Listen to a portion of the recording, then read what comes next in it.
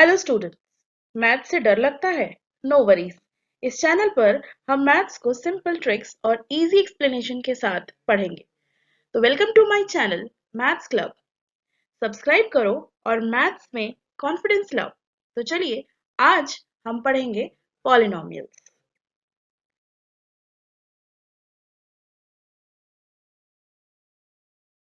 तो पॉलिनोमियल्स में हमें जो सबसे पहले पढ़ना है वो है, हम जान लेते हैं क्या क्या। First, we will study about introduction of polynomials, types of polynomial, polynomials in one variable, zeros of a polynomial, algebraic identities, factorization of polynomials.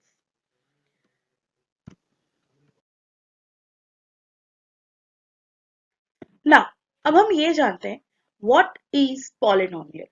Polynomial होता क्या है? Polynomial means, हम उसको पहले ब्रेक कर लेते हैं poly और nomial में. Poly means many और nomial means parts और terms. नाउ अब इसको समझने के लिए हम एक छोटा सा लाइव एग्जांपल भी देखेंगे, बट एक डेफिनेशन से हम थोड़ा सा क्लियर कर लेते हैं। A polynomial is an algebraic expression consisting of variables, coefficients and constants combined using only addition, subtraction and multiplication. Polynomials एक छोटा सा एक्सप्रेशन है जिसमें हम क्या क्या देखेंगे, जिसमें हम वेरिएबल्स देखेंगे, कोफिशिएंट्स, कांस्टेंट्स, ये सारी चीजें देखेंगे। बट क्योंकि अब मुझे पता है कि आपको ये लग रहा होगा कि ये वेरिएबल्स क्या है, कोफिशिएंट्स क्या है, कांस्टेंट्स क्या है, ये हम हमारे आने वाली स्लाइड्स में भी देखेंगे। तो चलिए एक छोटा सा लाइव एग्जांपल देखते हैं। तो लाइव एग्जांपल में ये देखिए, ट्रेन। इस ट्रेन का क्या मतलब है यहाँ पे? ट्रेन मीन्स, ट्रेन यहाँ पे एक पॉलिनोमियल का काम कर रहा है। ये पूरा जो ट्रेन है दैट इज अ पॉलिनोमियल, लेकिन इसके जो अलग अलग कोचेस आप देख रहे हैं ये एक एक सिंगल टर्म्स हैं। तो अगर इन टर्म्स को मैं एक साथ जोड़ देती हूँ तो वो एक पूरी ट्रेन बन जाती है, मीन्स एक पूरी पॉलिनोमियल बनती है। तो और एग्जांपल्स देख लेते हैं, लाइक 2x प्लस 3। अब 2x और 3 को अगर मैं अलग कर देती हूँ तो वो टर्म्स होंगे, और अगर मैं उनको जोड़ देती हूँ एडिशन से या सब्ट्रैक्शन से या मल्टीप्लिकेशन से तो वो एक पूरा पॉलिनोमियल हो जाता है। लाइक एक और एग्जांपल देखते हैं, 5x square plus 6x minus 4। तो यहाँ पे हम ये देख रहे हैं कि 5x, 6 माइनस 4, ये सारे क्या हैं, अलग अलग टर्म्स हैं। बट अगर मैं इनको जोड़ती हूँ एडिशन से और सब्ट्रैक्शन से तो ये पूरा क्या हो जा रहा है, polynomials. So I hope students आपको इस पर्टिकुलर स्लाइड से पॉलिनोमियल्स क्या होता है इसका थोड़ा बहुत आइडिया आ गया होगा। अब हम अपने आने वाली स्लाइड्स में भी देखेंगे कि ये वेरिएबल्स क्या होते हैं, कॉन्स्टेंट्स क्या होते हैं, कोफिशिएंट्स क्या होते हैं, और ये अलजेब्रिक एक्सप्रेशन क्या होता है भाई। So now let's learn about variable. A letter, example x and y for an unknown value. As we know that there are 26 alphabets in English. So हम कोई भी alphabets use कर सकते हैं as a variable. It means कि जो letters हम use करते हैं for making an expressions, that is called variable. Now next, coefficient. The number multiplied by the variable, example the 8 in 8x square, means अगर मुझे पूछा जाए कि what is the coefficient of x square, so I will write 8. Now next, constant, a term with no variable, just a number. Example 6. as we can see कि जिस number के साथ कोई भी लेटर नहीं रहता है, लेटर मीन्स वेरिएबल, तो उसको हम क्या कहते हैं, कांस्टेंट कहते हैं। फॉर एन एग्जाम्पल, अगर मैं यहाँ एक एग्जाम्पल देखूं तो 8x square minus 5x plus 6। अब इसमें देख लेते हैं कि टर्म्स क्या होता है, वेरिएबल्स क्या होता है, कांस्टेंट क्या होता है और कोफिशिएंट क्या होता है। तो अब आप ये देख रहे हैं कि single single they are known as terms, as हमने अपने पुराने स्लाइड्स में भी देखा था कि अगर मैं ये सिंगल सिंगल देखूंगी तो they are a term, but अगर मैं उसको एक साथ लिखती हूँ तो that is known as polynomial.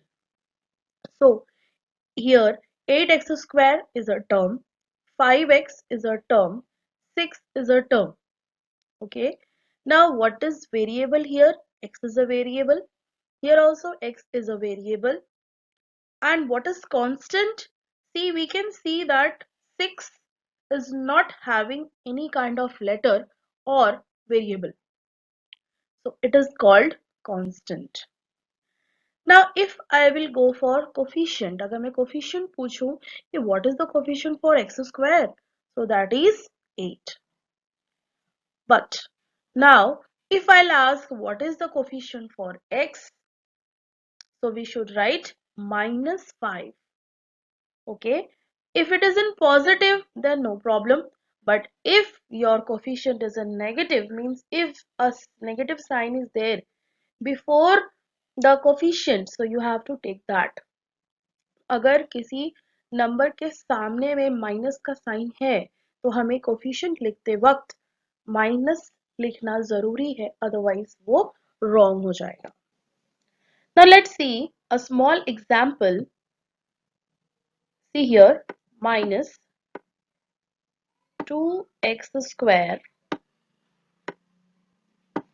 Plus 3x. अब अगर मैं क्वेश्चन पूछूं कि what is the coefficient for minus x, what is the coefficient for x square, तो हम क्या लिखेंगे? -2. And if I'll ask what is the coefficient for x now, so that will be 3. Because we can see that before 3 there is a positive sign and before 2 there is a negative sign.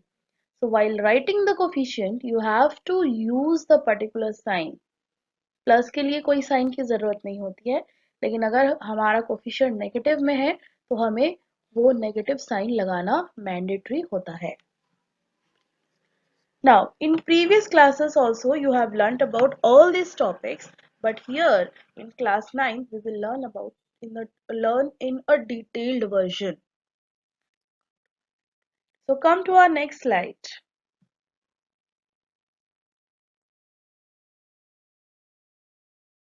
Now, जैसा कि हमने हमारे previous slides में देखा था कि expression होता क्या है, ठीक है? तो अब यहाँ पे हम पढ़ते हैं कि expression होता क्या है. An expression is a combined numbers, variables and operators like plus, minus, multiply, divide, but does not have an equal sign. Means अगर कोई एक expression है, मतलब अगर मुझे लिखा हुआ है कि 3x plus 5, but यहाँ पे कोई भी equal to का sign नहीं है. You can see that it is a polynomial, but here no equal to sign is there. तब ये एक expression कहलाता है. बट वहीं अगर इक्वल टू का साइन हो तो उसे क्या कहते हैं? Let's see. उसे हम कहते हैं इक्वेशन.